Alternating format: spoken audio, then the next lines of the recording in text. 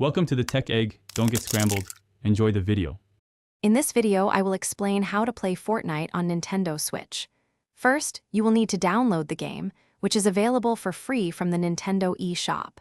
Make sure your Switch has enough storage, typically around 13 gigabytes. Once downloaded, launch the game and either create a new Epic Games account or link an existing one. This account is essential for saving your progress and accessing all game features. Understanding the controls is key to success. You will use the left joystick to move your character, while the right joystick controls your camera and aiming. To fire your weapon, press the ZR button.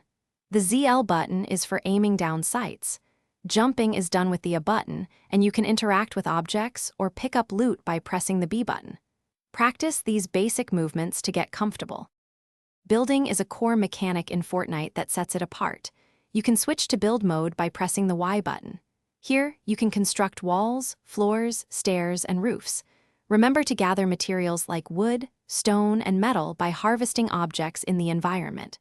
Quick building during combat can provide cover, high ground, and a significant advantage over your opponents. Mastering this skill takes practice. Fortnite offers much more than just Battle Royale. Explore various limited-time modes and creative maps for different experiences.